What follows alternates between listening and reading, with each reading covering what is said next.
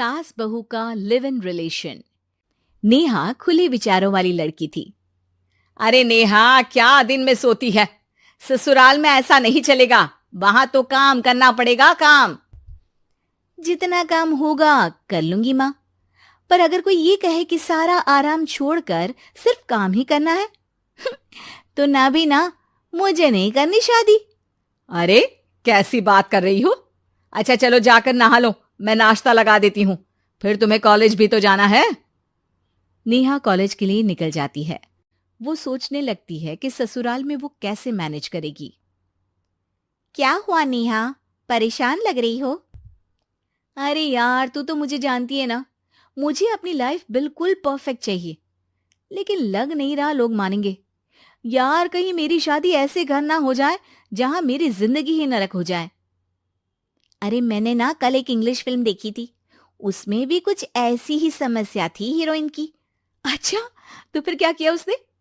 उसने तो अपने होने वाले पति से साफ साफ कह दिया कि वो पहले उसके घर कुछ दिन तक बिना शादी के रह कर देखेगी, और अगर ठीक लगा तो ठीक, वरना तेरे मेरे रास्ते अलग। अरे हाँ यार, ये तो बिल्कुल सही आइडिया दे रही है तू मुझे। चल मैं तो चली, थैंक्स यार, तूने मेरी प्रॉब्लम सॉल्व कर दी।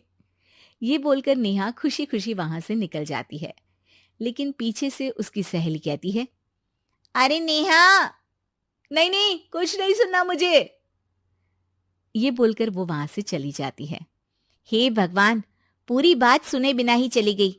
अरे वो तो विदेशी फिल्म थी, वहां सब चलता है, लेकिन ये तो भारत है, सभ्यता और संस्कारों वाला देश, जहां शादी से पहले लड़की को ससुराल में नहीं रखा जाता। खैर, नेहा मस्त होकर घर आती है। नेहा, कल तुझे लड़के वाले देखने आने वाले हैं, और हाँ, इस बार कोई बहाना नहीं चलेगा।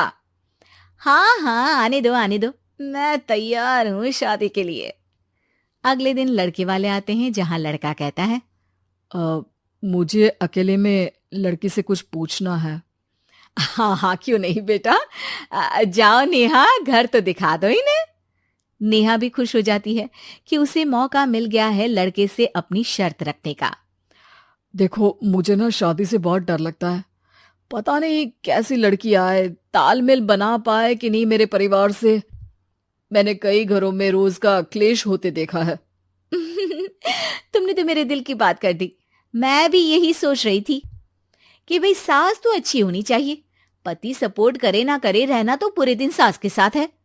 लेकिन मेरे पास ना इसके लिए एक बहुत अच्छा आइडिया है। अच्छा, कैसा आइडिया? क्यों ना शादी के पहले मैं कुछ दिनों तक तुम्हारे घर आकर रह लूं, तुम लोग मुझे समझ लेना, मैं तुम लोगों को समझ लूंगी। ठीक लगा तो शादी, वरना टाटा बाय बाय। क्यों? लड़के को नेहा की बात में दम लगता है। वो घर के सभी लोगों के सामने नेहा की बात रखता है। अरे पागल हो गई है क्या? ये कैसी शर्त है? अरे शादी से पहले मैं क्यों तुझे किसी और के घर भेजूंगी रहने? अरे लड़की के ख्याल तो 20 साल आगे के हैं, इतनी भी खुले विचारों वाली लड़की नहीं चाहिए हमें। अरे माँ, क्या बुरा और गलत बोल रही है ये? रहना तो हम दोनों का है ना। कल को कोई परेशानी आई तो तुम सब तो ये बोलकर निकल जाओगे कि जिंदगी तुम लोगों को ही निभानी है, तुम लोगों को जो करना है करो। तब क्या करूंगा बताओ? सबके समझाने पर वो लोग मान जाते हैं। वाह, मैं 2-3 दिनों में पैकिंग कर लूंगी, तो आकर मुझे ले जाना। और नेहा पहुंच जाती है विशाल के घर। आओ आओ, ये रहा तुम्हारा कमरा। इस घर में तुम एज अ गेस्ट रहो, लेकिन माँ तुम्हें बहू की तरह ही ट्रीट करेंगी, और तुम भी उन्हें सास की तरह ही रखना। बस फिर क्या था, शुरू हो जाता है लिव इन सास बहू का ड्रामा। अरे चाय तो बना दे बहू। जी सासू माँ, अभी लाई। नेहा चाय लेकर आती है कि बस चाय लेकर आई हो, इसके साथ पकोड़े भी ले आती। लेकिन आपने तो बताया ही नहीं कि आपको चाय के साथ पकोड़े भी चाहिए। हाँ हाँ, अब तो पता चल गया ना। रात को खाना खाने के बाद नेहा किचन में खटर पटर कर रही होती है। क्या हो रहा है वहां नेहा? माँ जी, मैं ना रात को अदरक वाली चाय पीकर सोती हूँ, ये मेरी आदत है। अच्छा, तो जरा मेरे लिए भी बना देना। दोनों सास बहू रात को चाय पीती हैं। अगले दिन, नेहा, मैं मंदिर जा रही हूँ, मेरी साड़ी निकाल कर बेड पर रख दे। नेहा सास के लिए साड़ी निकाल कर रख देती है।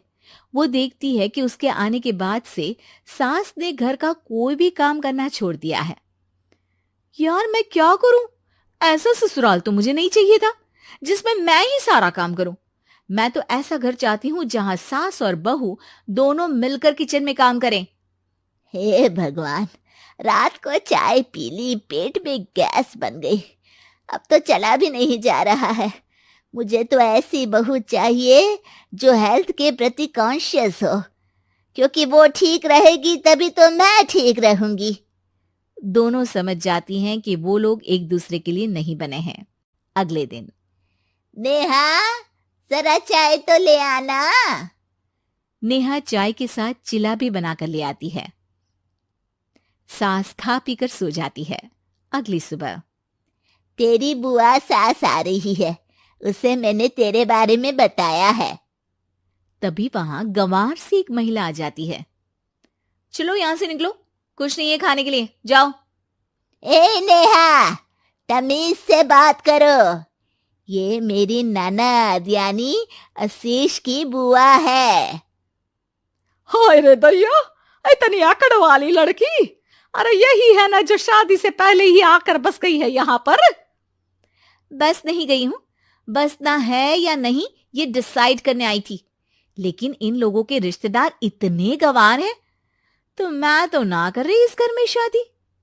और भाभी, और क्या कमी थी हमारे आशीष में जो आपने ऐसी लड़की की शर्तों को मान लिया? अरे वो तो आशीष के कहने पर मैं झुक गई, वरना ऐसी लड़की को तो मैं घर में घुसने भी ना दूं। ए हेलो, ऐसी लड़की कैसी लड़की? हाँ, बिना समझे बुझे शादी कर लूं? अब तो समझ गई ना कि हम लोग गांव के हैं। भाभी को खाट पर सोना और रिश्तेदारों का गांव से आना जाना तो लगा ही रहना है इस घर में। हाँ हाँ, मैं तो किसी मॉडर्न घर में शादी करूंगी। ये बोलकर नेहा वहां से चली जाती है। अपने घर में आकर नेहा कहती है, ना मां ना, लिव इन में रहकर देख लिया, ये गांव के लोगों का कोई भरोसा नहीं है। खैर, नेहा की शादी एक मॉडर्न घर में हो जाती है जहां सास कहती हैं, हे नेहा, मैं टेनिस खेलने जा रही हूं, आओ तो जूस बनाकर रखना, और हाँ, वॉलनट्स और ओट्स भी बना लेना। जी माँ। माँ मॉम बोलो डार्लिंग, माँ इज ओल्ड फैशन। बेचारी नेहा सर पर हाथ रख लेती है। हे भगवान, ये सास तो सास ही होती है, गांव की हो या शहर की।